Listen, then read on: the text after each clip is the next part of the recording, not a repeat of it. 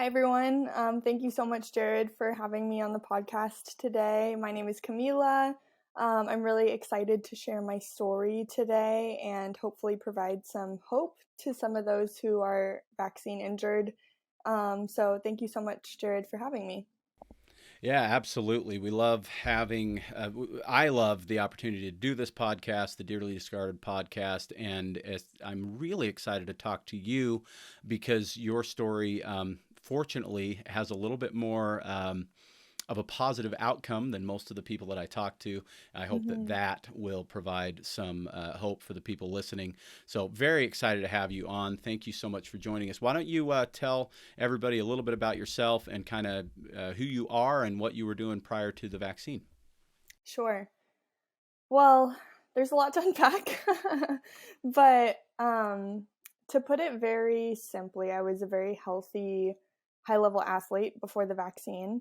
And I played collegiate beach volleyball at UCLA. I had since graduated, was doing a master's in public health, and had since completed that. So I'm no stranger to the healthcare industry, and I have always been very trusting and very on board with what the healthcare industry has been presenting as truthful information. So that is a very brief background on where I came from, but high level athlete, very healthy, vibrant, living life very freely and joyfully. And the before I got the vaccine, a couple months before, my little brother actually was diagnosed with brain cancer. So there was a really interesting turn of events in my life that kind of happened while I got the vaccine, and just before. And I honestly think that a lot of the stress that I was under contributed to the way that my body handled the vaccine. And I think that there was a bunch of factors at play where it was all interconnected because my little brother got diagnosed with brain cancer. I injured myself pretty badly and tore a ligament in my ankle and was going through rehab, and I was stressed out about that because it had implications for my athletic career. And then I got the vaccine and started experiencing all these crazy symptoms. So there were multiple factors at play. But basically, I went from being very young and healthy and excited for life to experiencing over 25 debilitating symptoms post vaccination, that were steadily building over time. So they were very mild at first. And then as I went on and on, they just kept building and building and building until I couldn't ignore them anymore and decided to seek help. So that's that's the Spark Notes version. All right, fair enough. So, let's go into a couple of details. Which vaccine did you end up taking? I took Pfizer, And you did two two doses. doses. Did you have Yes. any side effects after the first dose? I did not. Other than a sore arm, I didn't have any side effects. When did you start to notice side effects after the second one? About a month or two. I mean, it's really difficult for me to say because, and I was so hesitant to share my story at first because my symptoms were not immediate.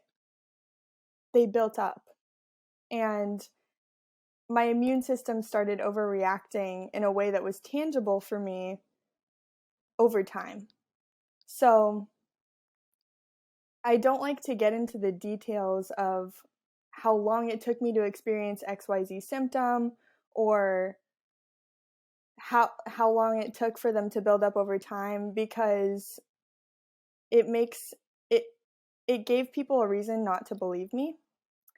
And it was really frustrating to walk into doctors' offices and say, no, I didn't experience these symptoms right away, but this is the one thing that I've done differently with my health, and I haven't changed anything else. And so I really believe that these symptoms are vaccine related. And I've heard so many other stories of people who have the same symptoms as me, like neuropathy and my limbs going numb and tingling all over my body and body aches. and a headache that's like a band around my head, migraines that I've never had in my entire life, tinnitus is off the charts, all of these crazy symptoms that I've never had before. And they were all just chalked up to stress because my little brother was suffering from an incurable illness. And I just kept saying to myself over and over again, I know myself, I know my body, and I know this isn't stress.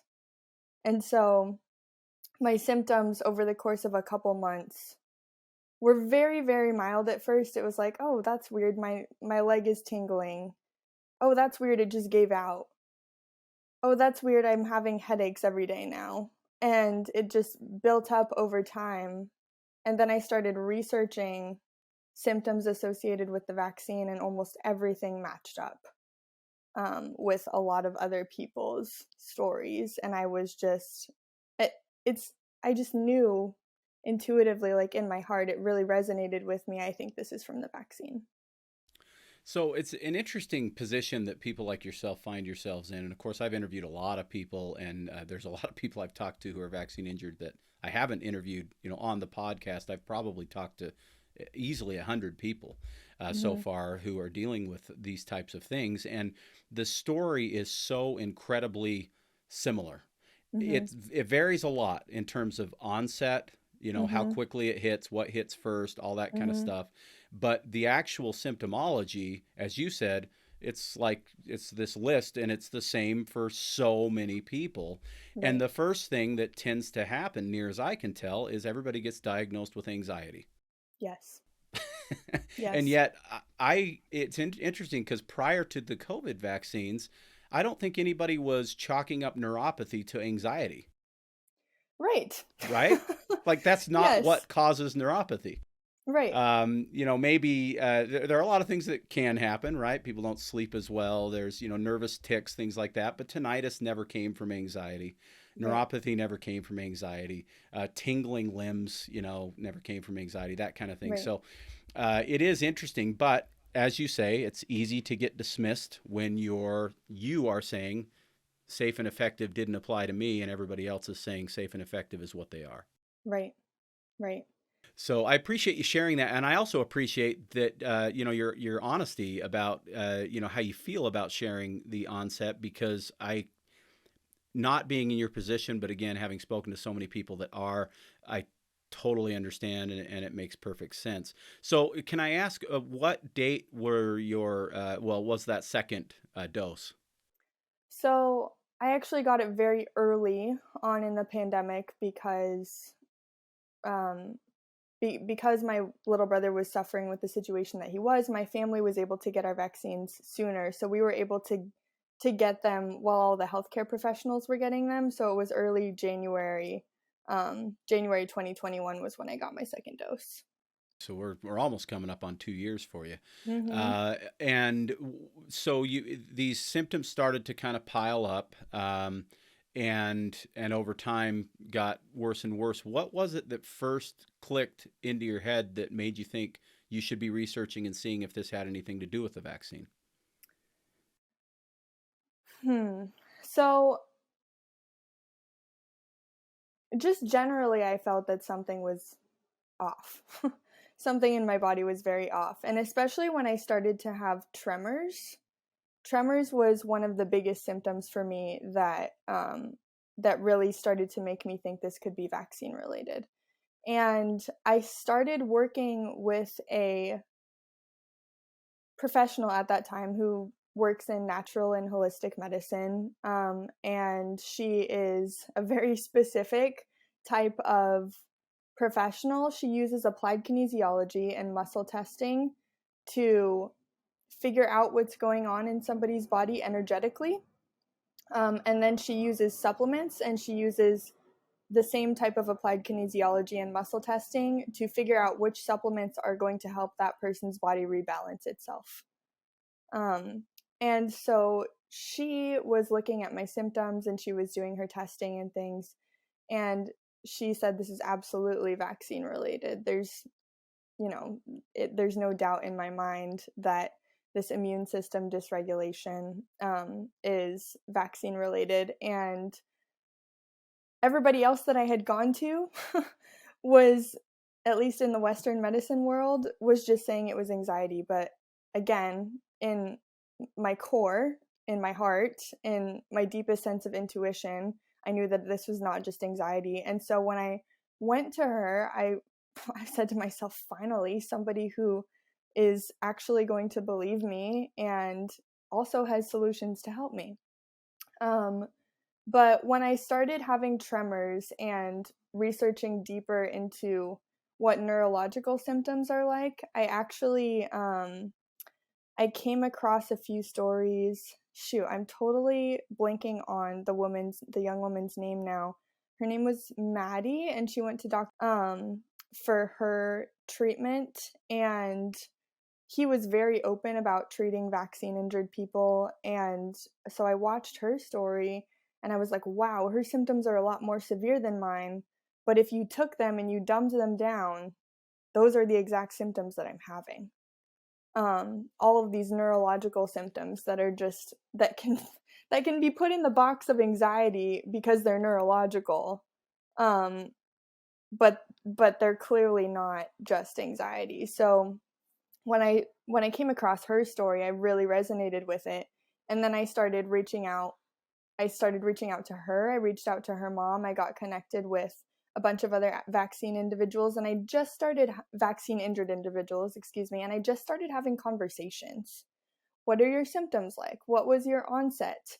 What are you doing to help yourself? And the more conversations that I had with these people, the more I realized this was what I was dealing with, um, because our stories were just so similar. Gotcha. Yeah, and it's interesting the position again that you folks find yourselves in with this crazy scenario that I think we've really never seen before. Right, Anything like this is you're left to think in many cases. I think I've certainly heard this before that maybe you're the only one that's dealing with right. that, or you're one of very very few. And then you start to research a little bit and you find more and more and more, stories like yours, and start to recognize, oh, this is a bigger problem than you think. So I'm curious, I'm always curious, what is it that you hope to gain from sharing your story? Or not you hope to gain, but what do you hope happens when people hear your story is a better way to put it. I just hope that people can find a sense of hope and reassurance that their bodies actually can heal from this, because it was such a scary experience for a year of having these symptoms with little improvement.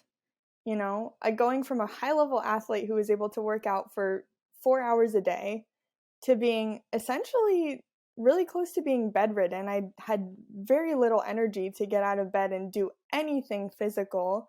Plus, my entire body hurt and my legs were giving out, so I felt it was dangerous. And I was having chest pains as well, so I was really concerned about myocarditis and pericarditis for a long time. Um, go, Going from those extreme, it's just so scary when you lose so much functionality and there's no medical explanation as you're used to receiving. You expect to go to the doctor and get answers. I kept going to the doctor and being more confused and being invalidated, until I found a nice group of doctors who were very validating, and um, they they finally started believing me, and then they started seeing other people that were having the same symptoms, and they were like, okay, we were a little confused because your onset was delayed, but we think that this is from the vaccine, and we've seen other people that are experiencing similar things as you. So then eventually, like 6 months after January, that's when I started to see a shift in the medical profession, in terms of their openness to what I was experiencing. But I think I went on a tangent and I'm forgetting your original question. No, So that's can you okay. repeat that? The question was, what do you hope people gain from hearing Sure. your story? Yeah.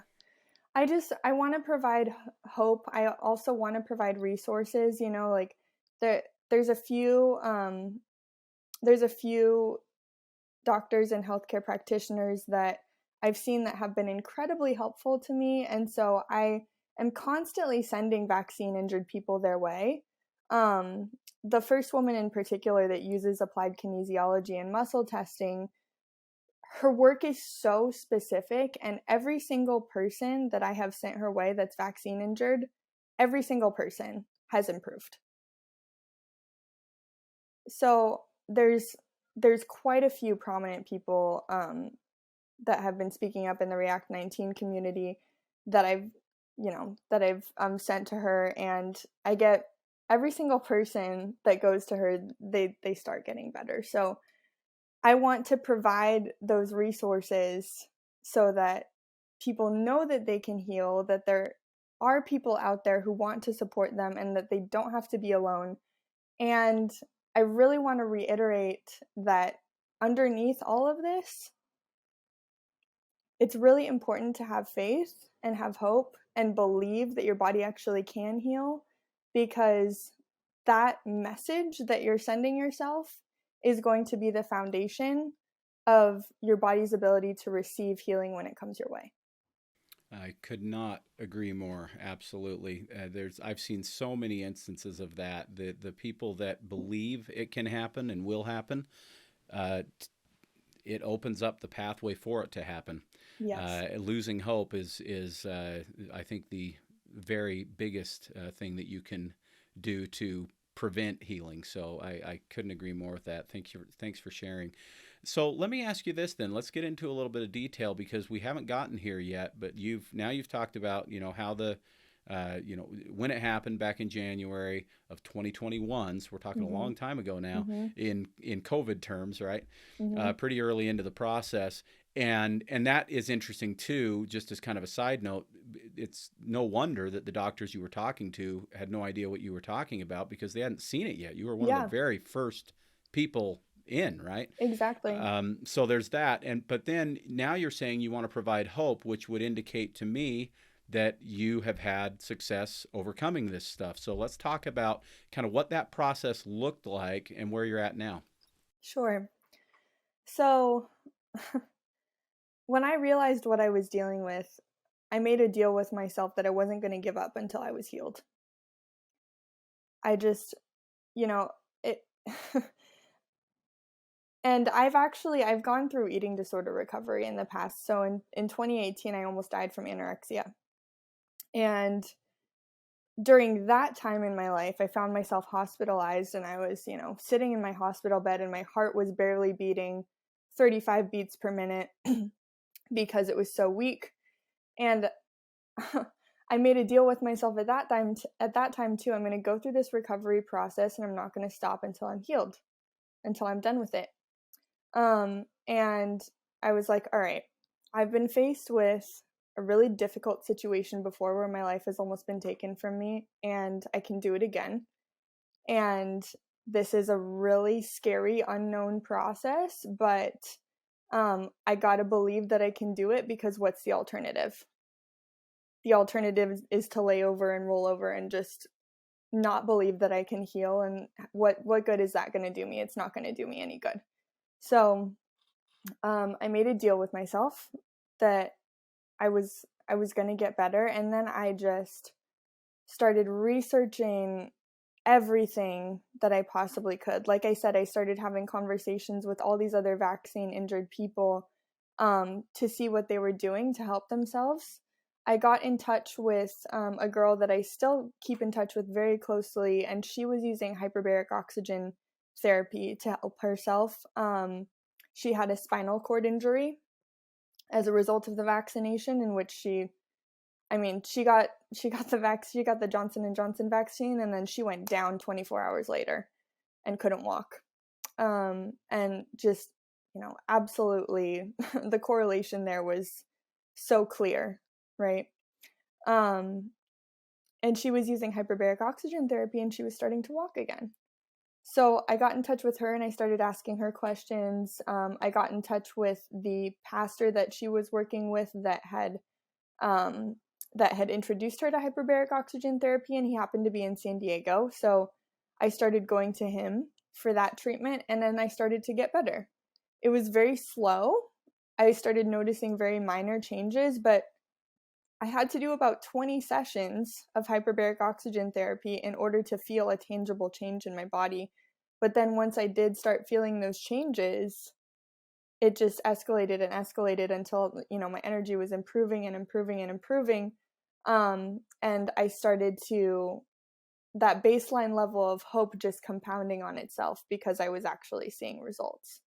All the while I was still continuing to see this woman that was doing muscle testing and applied kinesiology, and she was like, even though you're not feeling 100% yet, we have reason to believe that you're getting better because your supplements are changing and your body's telling me that you're needing different things and it's focusing on different areas, and you're needing less and less supplements. So I was constantly using her as my kind of like jumping off point for what else I needed, for what else I could supplement my healing with, because her testing was so specific and because I would get so much clarity and information from her appointments. So she even had a way to tell me like how much hyperbaric oxygen therapy I needed, or how much ozone I needed, or what kinds of other modalities would be helpful for my body and how much was too much. But I ended up doing 40 sessions of hyperbaric oxygen therapy, and then I started looking into ozone, and extracorporeal blood oxygenation and ozonation. And I tried that for a few times. That like skyrocketed my energy for a little while. And then I found another doctor in Orange County who has a specific formulation of methylene blue and a couple of other compounds that is really, really helpful for neurological symptoms. So I was on that supplement for a couple months. And then I kind of had this intuitive sense that I was done. Like, yeah, that I didn't, well, I'd spent so much money at that point, and because none of this stuff was covered by insurance, literally none of it. And I'd spent half my lifetime savings, right? And I was like, I'm at a point where I'm stable. I'm not having I'm not having debilitating symptoms anymore. I can go about living my life. I think what I need is just time. I think my body just needs some more time to heal. And I got really into meditation and prayer. So I identify as Christian, and I'd been praying, this entire time for healing and for God to guide me in the right ways to go, for the right people to see and the right influences to surround myself with. And I also discovered Dr. Joe Dispenza, and I started listening to his podcast, and then I read his book Becoming Supernatural, and I was blown away with the science that he has around how stress and our own thought patterns can contribute to disease. And so instead of searching outside myself for all of these outer ways that I could heal, these modalities that are outside my own body, I started to meditate every day and envision myself fully healed, and really get into the emotions of joyfulness and happiness and gratitude, and a feeling and a sense of wholeness that I am healed. And I started to improve drastically from that point on. I I was like blown away. I love what you're saying. First off, Dr. Joe Dispenza, anybody listening, I don't care if you're injured or not, if you're healthy or not, I don't care how old you are, dig into his stuff because he is amazing and the Mhm. information he provides is fantastic. We actually Mhm. at Vitality, my business, my health food store, we teach emotional vitality as a basically set of workshops to help people with exactly that. And a lot of what we teach originated from Joe Dispenza. He's phenomenal. So I Yeah. highly encourage that. His podcast is great. His books are great. But yeah, the visualization of being healed and whole, it sounds so woo woo to a lot of people, It but it's does. so powerful and it matters. So thank you for sharing that. I absolutely love that. Absolutely. I So mean, then, people deserve to know the power that their body has. Like you need to know what you're capable of when you tap into that energy and that source that you have within yourself to help you heal. And it's all around you as well. And I just, I was like, why did it take me so long to figure this out? Because if I had that as my baseline, I think I would have healed a lot faster. people live their whole lives without figuring that one out. So you're certainly not alone. You found it a lot earlier in life than most people, I would say. So it's interesting, though. There's so much to unpack from just what you said, and this is such a fun conversation. I'm so grateful to you coming on the podcast because this is the kind of information that people need to hear. One of the things that I tell people, I almost have to put just a little word of warning when I suggest listening to Dearly Discarded podcast and say, hey, listen, some of these stories are pretty hard to hear. Yeah. And you listen to it every week and it's like, oh man, there's another one that's been kind of struck down by this thing. And so stories like yours and the hopefulness that you're sharing are incredibly valuable and powerful. And I couldn't agree more with the approach you took is just, it's beautiful and it's something that everybody can do. The other thing that's interesting you mentioned that I want to really highlight because I think it's important, nothing's covered by insurance for this, right? You mentioned Nothing. that. None of it's cheap. Hyperbaric No. treatments are expensive. Ozonation is expensive. Very. Supplementation is expensive. These are things that can drain people. And depending on what position you were in financially when the injury occurred, some people are far more capable of paying for these things than others, right? Yeah. So some people don't have the cash to do the hyperbaric treatments and things like that. But Yep. one thing that everybody can do is meditate. One Yes. thing that everybody can do is visualize. One thing that everybody can Yes. do is pray. These are Yes. all things that are within everybody's power and they don't cost a nickel. And if you can get to the point where you really believe that there is value in these things, we have to remember that in medicine, um, the placebo effect is evidence that this kind of thing works. What you Yes. believe matters. And one of the challenges I think, and one of the things that I hope we're doing on this podcast is giving enough hope to where people that listen to it don't think, okay, there's no way out of this. I'm stuck, sick, and that's how I'm going to be until the end. And there's nothing I Right. can do about it. We need more voices like yours in this world. So thank you for speaking up because it's incredibly important. Oh, my heart is swelling. I'm so excited to share this information because, like I said, everybody deserves to know about it. And we really are, we really are our own best source of healing. Our bodies have this like really fantastic, beautiful, innate capability to heal themselves. And a lot of times we just have to get out of our own way. We have to start we have to stop feeding ourselves, the lies that we can't get out of it, or that our doctor said this, our doctor diagnosed us with this, so that means I'm done. It's not true. And if we can accept and believe the fact that there's something better out there for us and that our future doesn't have to be what our current reality is, that if we can tap into that and keep feeding ourselves that story, the chances of healing are just far greater. I love the words you just chose there. It's not true.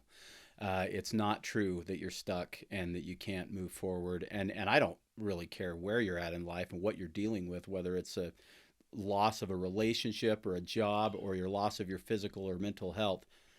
Those are not permanent, or at least they certainly don't have to be. So yeah, just awesome. Thank you. So let's talk a little bit about the maybe the challenges. I'm going to take this a little different direction than I have with other guests because you're such a wealth of information in this area, and I feel like people need to hear this. Um, when someone is vaccine injured, the first thing that happens in almost every case is they are met with blank stares, Mm-hmm. bogus diagnoses like Mhm. anxiety. Mhm. I mean, the reason this podcast is called Dearly Discarded is they're basically discarded to a very large degree by most people in the medical Yeah. industry, right? Yeah. And most people who were vaccinated were all in. They believed in it. They did it for the reasons that we had been told that we should do it. It's you're going to save people like your your family members, like your brother, the elderly people in your life, the immunocompromised, and you're going to prevent bigger illness for yourself. All of these things, and that would then indicate that people that chose to get vaccinated, in most cases, are trusting the medical establishment with their health. So then, when you go for answers to the medical establishment and there are no answers to be found, then all of a sudden, hope becomes pretty hard to find because they're giving you none. Right. There's nothing there, right?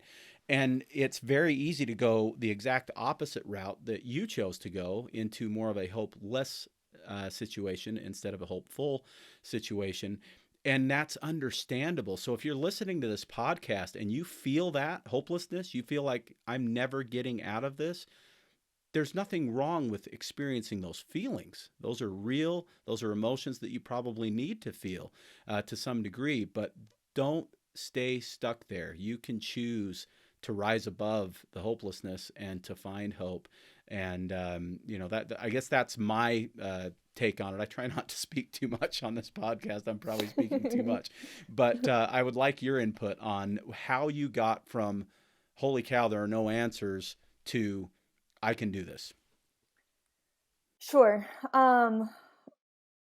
Well, first of all, I'd just like to say that I'm actually studying to be a licensed clinical social worker. So I believe that mental health is the foundation for all healing because our bodies and our minds are so intricately connected. And I was really inspired to go into that field of work after I recovered from an eating disorder. So a huge gap in care for the vaccine injured that I see is just mental health care. You know, we, like you said, if you're listening to this podcast and you feel hopeless and you feel down and discouraged and you feel alone and you feel discarded, I have felt all of those things and I want to validate all of those things because they are natural and normal feelings given your circumstances. And it's so unfortunate. I mean, I've actually seen so many therapists rise to the occasion and take on vaccine injured clients and tell them and validate their circumstances and provide them with a safe space, which is so wonderful. But for so long, society has been discarding our stories and even labeling us as people who are evil in a sense by sharing our stories. And that was one of the hardest things for me because coming from an educational background in public health, I was so afraid to tell my story because I was so afraid of how my colleagues were going to think of me. Because everyone was so on board with mass vaccination and this idea that if you don't get vaccinated, you are putting other people in danger, which I really don't believe to be true. But that message was so hammered home in that community that I I didn't feel safe to share what I was personally going through, and it's really hard for me to see all of these vaccine injured people not be able to speak their authentic truth, um, and not able to get hope and help. Didn't mean to cut you off. The backlash is real, right? From Yeah, both sides of the equation. We've discussed that with with other guests that I've had on the show, and it probably feels safer to just keep your mouth shut and try and figure it out on your own. But it does. it is voices like yours that, well, you said it, Maddie. You saw her story. You reached Yeah, out to her. You talked to her mom. Are we talking about yeah. Maddie to Gary, by the way, I did or is see there a Maddie different DeGary's Maddie? story. Different Maddie. It's a different Okay. Maddie. She's in college now, which I'm so happy for her. She was able to continue her education, and she's gotten so much better. But yeah, a different Maddie. That's okay. The point is this. I will say that at least half of the people I've talked to, it's probably higher than that, who are vaccine injured, found hope hearing the story of another vaccine injured person. It is the most common thing that I've heard, I think, beyond the thing that I hear every single time, which is the anxiety diagnosis. The next most common thing is when people start to figure out what's going on, it's because they found someone else who's going through something similar. And it sounds Exactly. so similar that they say, oh my gosh, I'm not alone. And just not being alone is huge in the mental health game, not feeling like you're completely isolated and completely alone, which is why React 19 exists, right? There's 40,000 plus members of React 19 who are vaccine injured people. And just to know that there's 40,000 other people, that in and of itself, I think, is very empowering. And I'm so grateful to Bree and Joel and the other great people over at React 19 for that, that resource. So if you're listening and you're new to this, and you haven't checked out React 19, it's react19.org. Phenomenal organization with great resources. Definitely check them out if you are injured or someone you love is injured, or if you simply just want to help out. You can also donate to the cause because 100% goes to the people who are injured. So definitely check that out. Let me ask you this. I'm curious what your take is on this. So you obviously started diving into what would be considered, alternative treatment type Mhm. options. Mhm. Everything from hyperbaric to ozonation to supplementation to applied kinesiology. Um, Mhm. and that's another thing that I pretty much hear almost all the time. The best results most people are getting are coming from the more, the less mainstream approaches to this. Uh, you clearly put a ton of the what's the word I'm looking for? The results that you've achieved in your recovery on just your own mental game. Yeah. Figuring this out for yourself, meditation. How big of an impact do you feel all of the other stuff you did, the hyperbaric and all that kind of stuff, played? And was that maybe the catalyst to starting to feel like you could get there? Yes. Yes. I didn't discover meditation the way that Joe Dispenza teaches it until about probably I was a year after being injured by the vaccine. I didn't dive into that realm until a little bit late in the game, right? So ultimately, but like I said earlier on the podcast, I made a pact with myself early on. I'm not gonna stop until I get better. I'm not gonna stop trying. I'm not gonna stop searching. I don't care if it drains my bank account. I don't care if I don't care if I spend all my time and energy trying to heal. I'm gonna get there. And it's not. I don't. I don't see another option. Um, so having that sense of will and determination, I think, as a driving force, really really spurred me on to try to seek out different things and try to trust different modalities and just really using my body as the biggest indicator of what was helping and what wasn't. Really tuning in to how I was feeling after each treatment, how I was feeling after I interacted with certain practitioners. And to answer your question, how much weight did those things have? I still go see the lady that does my supplements. I I her work is absolutely phenomenal, and I believe that the things that we do for our bodies in this three-dimensional reality that we have access to um, is still super important. And we need to find ways to take care of ourselves, and we need to find ways to physically heal our bodies. But like I said, the underlying process of digging into meditation and really cementing that core belief that I'm going to heal and I'm going to get there, that was the foundation to really accelerate that healing process. Because all of these things like supplementation and ozonation and hyperbaric oxygen therapy, no doubt were helping me. But if I had any sort of inkling of doubt, or if I wasn't in a state of gratitude to receive the healing that was coming into my body, it just wasn't going to help me as much, if that makes sense. So You I had to I mean, get out of your own way, right? yes, exactly. So hyperbaric oxygen therapy helped me tremendously. I felt an incredible physical difference after I had completed those 40 sessions. The supplementation protocol helped me tremendously also. Like, I was in a full-blown cytokine storm before I went to go see this woman, and then 3 supplements later and a week later I was completely calm again. Do you So, mi- do you mind yeah. sharing what you think have been the most valuable supplements? Yeah, so I just want to caveat that the way her protocol, she tests everybody so specifically that there is no one protocol that is the same for a vaccine injured individual or any individual for that matter. So people ask me to share my supplement regimen all the time, and I always say, this is what's for my body. And I don't know what's going to work well for yours unless you get tested.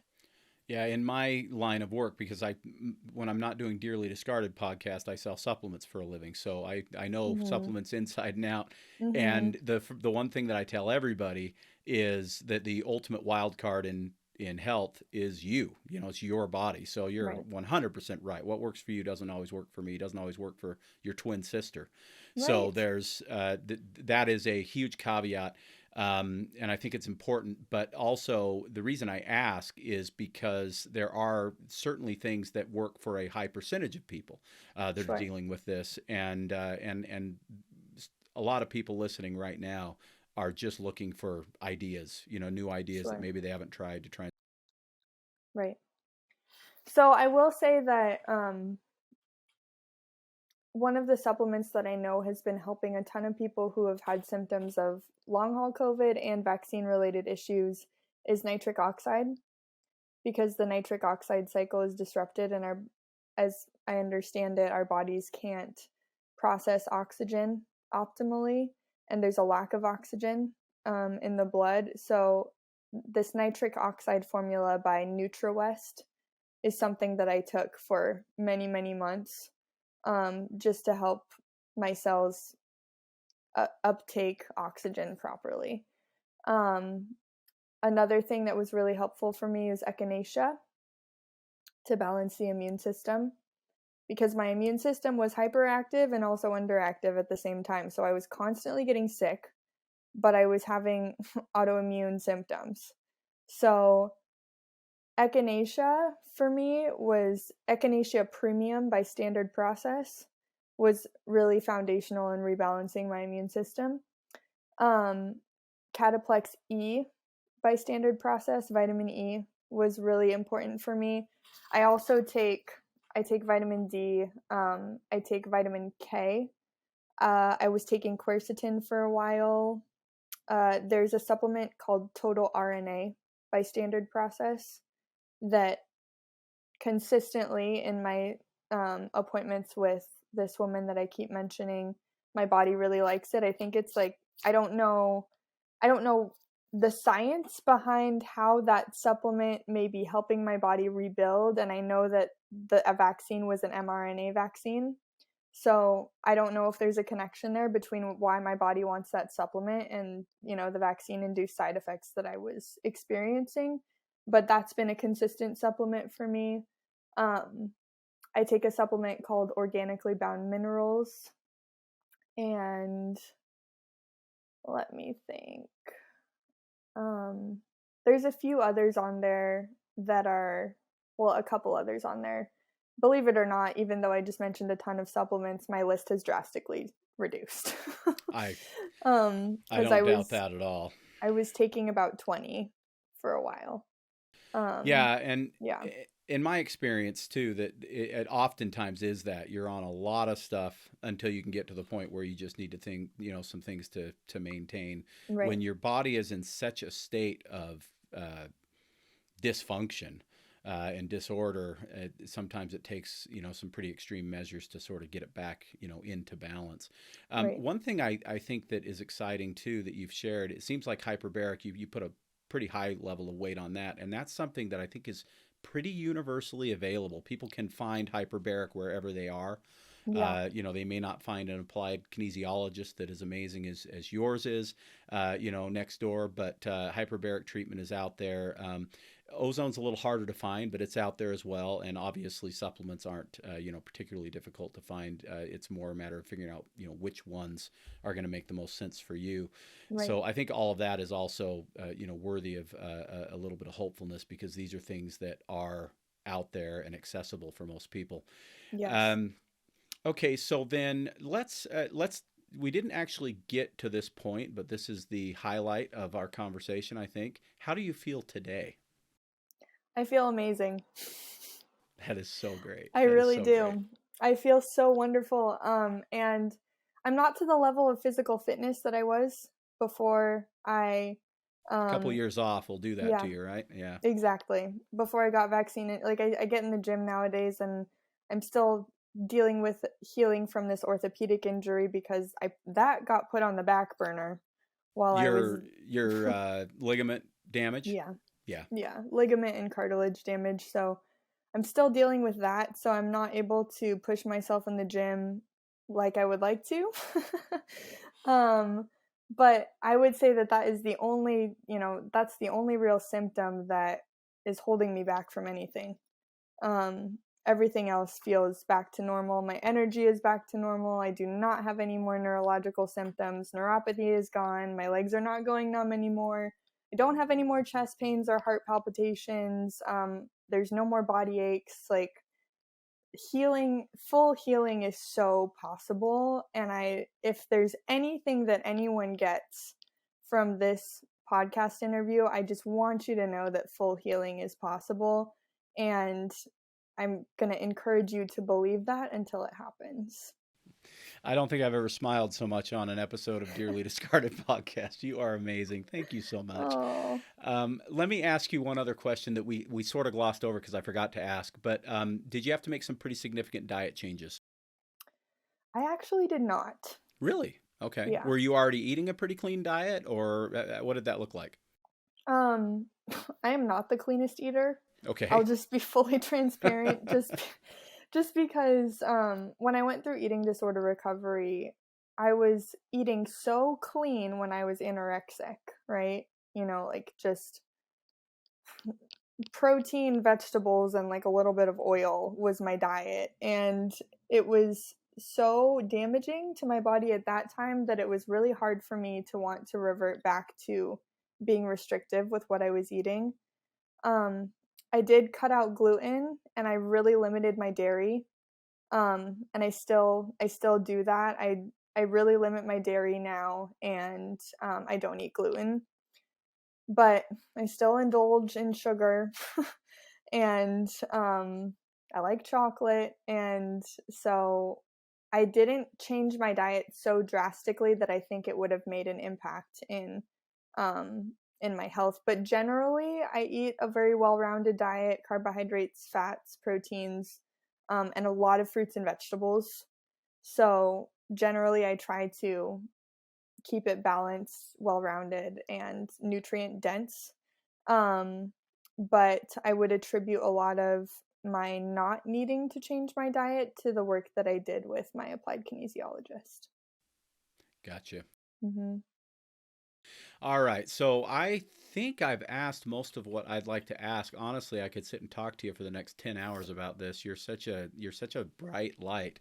Oh, And people need voices like yours. And so I'm going to say, before we started, you thanked me for doing this podcast in the first place, taking the time to, interview you, which I appreciate. It's my pleasure to do. I will say that. But I have to say thank you for getting out of your comfort zone, I'm sure, because of the potential backlash and all the other stuff, letting your voice be heard, and then making it such an amazingly powerful and positive voice. We need people like you in this movement, and you provide something that, frankly, I don't hear nearly enough of in this. Amazing group of just unbelievable people that I get to talk to, because I'm rambling here, but it's important to understand for those of you listening, uh, if you haven't had the opportunity to talk to a bunch of people who have been vaccine injured like I have, and most people haven't had that opportunity, uh, I don't know what it is about the vaccine injured community. I think it's when you find each other and what you're able to do for each other to some degree, but you're some of the most amazing people I've ever met in my life. I mean, it is Hmm. so beautiful. And unfortunately, most of the people I talk to don't feel amazing. Most of the people I talk to feel terrible. Right. And yet I still get smiles and positivity and beauty even in those people. But what you can provide is even above and beyond, because you've made it to the other side, right? You feel amazing, like you said, Hmm. and we need that. We need that so much. So thank you so much. I appreciate your time. I appreciate the positivity with which you present your message. You're just a beautiful soul. I'm so grateful to have met you.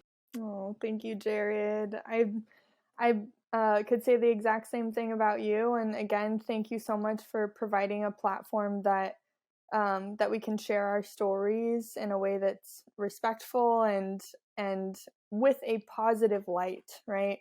So, I mean, there's so many people that are sharing their stories out there, and there's this kind of undertone of anger or hopelessness.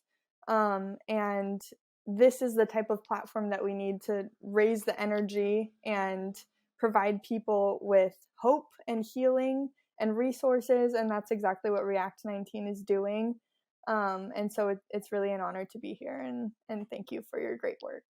Yeah, the alternative to hope and high energy and positivity is not the alternative any of us need. So let's stick on the high side and keep our chins up. And let me just ask you, as I let you go, any parting words that you'd like to share with people, any resources or anything that you'd like to share before I let you go today. Sure. Well, like I said, this woman that I keep mentioning, every single person that I have sent her way improves. If people would like to talk to her, can they reach out to you? I believe, yes, I believe that that would be because I don't have her permission to share publicly her information. So reach out to me if you'd like to go see her. She's located in San Diego, California. So just throwing that out there as a location based caveat, I guess. And like I said earlier, if there's anything that you get from this podcast, hold on to the belief that you can heal. Hold it in your heart, and cultivate those emotions of joy and wholeness um, and full healing, and never let that go. Absolutely. Thank you so much. Do you pronounce it Kamila? Yeah, it's Kamila. Okay, all right. I apologize for I missed it the first time, so All I'm good. glad I know now. Camila, you are truly a shining light in this movement. Thank you so much, and please reach out to me if there's anything new that you feel like you want to get out there. We'll have you on again. If there's any way that I can help in my little corner of this world, I would love to. I greatly appreciate your time and your energy here on the Dearly Discarded podcast. Thank you so much for having me. All right, so that is going to wrap it up for today. I hope that this has been powerful in your life and in your heart as it has been in mine. I will say this: the maybe the best thing you can do if you're wondering, listening to this podcast right now, is share it. Get these stories out there, these messages out there, and this one in particular has so much power. If you know someone who's struggling, heck, if they're struggling with anything, even if it has nothing to do with a vaccine injury, Camila's voice is a powerful one of hope. And so share this podcast, get the word out there, check out react19.org. And if you can, you're capable of it, contribute, because I will tell you this. I have been in the health world my whole life, And I choose very, very, very specifically who I'm willing to share my money with when it comes to charitable organizations. And React 19 is of the highest quality. The people there are amazing. And if you're capable of helping out, please do. Thank you so much for listening to the Dearly Discarded podcast.